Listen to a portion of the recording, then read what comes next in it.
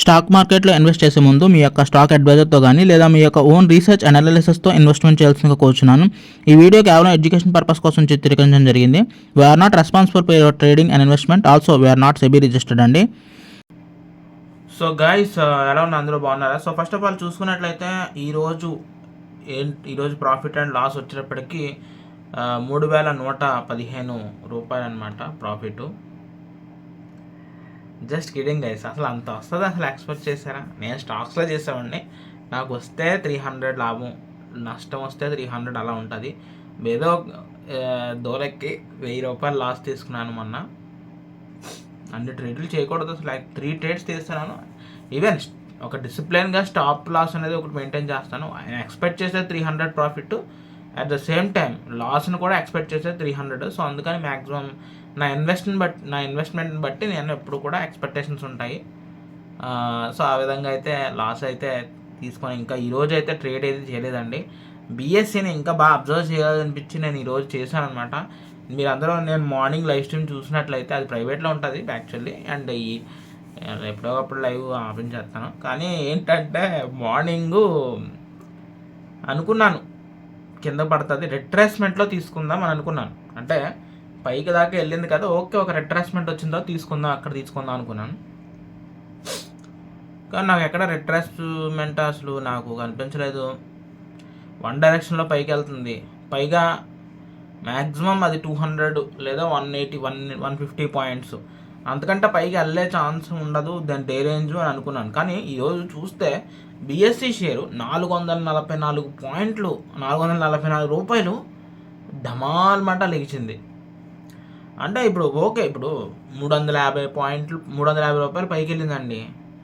ఇప్పుడు ఎవడైనా అక్కడ బై చేద్దాం అనుకుంటాడా? 300 రూపీస్ అయినా పైకి వెళ్ళింది, అలా అక్కడ బై చేద్దాం అనుకుంటాడు, ఎక్స్పెక్టేషన్ ఉంటుంది ఇంకా పైకి వెళ్తుందని. కానీ ఏమో నాకు ఈరోజు దాని మార్కెట్ అప్ సైడ్ ఆ మూమెంటం చూసి సమ్మన్ ఎవరో ఇంటెన్షన్గానే బై చేశారు, షేర్ని ఇంటెన్షన్గానే మూవ్ చేసినట్టుగా కనిపించింది. మరి ఇప్పుడు పెరిగితే 100 పాయింట్లు 200 పాయింట్లు అలా పెరుగుతూ ఉంటే ఓకే అనిపిస్తుంది. బట్ మరీ 400 పాయింట్లు అంటే ఇప్పుడు 200 పాయింట్లు 150 పాయింట్లు పెరిగే షేరు సడన్గా 400 పాయింట్లు వచ్చినప్పుడు అంటే అక్కడ బై చేద్దామని టెన్షన్ వస్తుంది. ఫస్ట్ ఇంత పైకి వచ్చింది, ఇంత పైలో అంటే మనం టాప్లో కొంటున్నామా? దీని టాప్ వచ్చినప్పుడు 6500 అండి బీఎస్సీ. బట్ కానీ బై చేయాలని ఇంట్రెస్ట్ ఎందుకు లేదంటే ఈ రోజుకి నాకు నిన్న ఎంటీఎఫ్ షేర్ అనిపించింది, కానీ బట్ నిన్న లాస్ అవడంతో ఎంటీఎఫ్ చేయలేదు. బట్ కానీ ఈరోజు ఎంటీఎఫ్ చేయాలని చాలా ఆతృత వచ్చింది, కానీ నాకు ఎక్కడ ప్రాపర్ లొకేషన్ దొరకలేదన్నమాట. సో అండ్ నేను ఇందాక చూపించిన ప్రాఫిట్ ఏంటి అంటే ఈరోజు market small cap and mid cap బాగా గట్టిగా ర్యాలీ ఇచ్చిందని 3115 రూపాయలు లాభం అన్నమాట.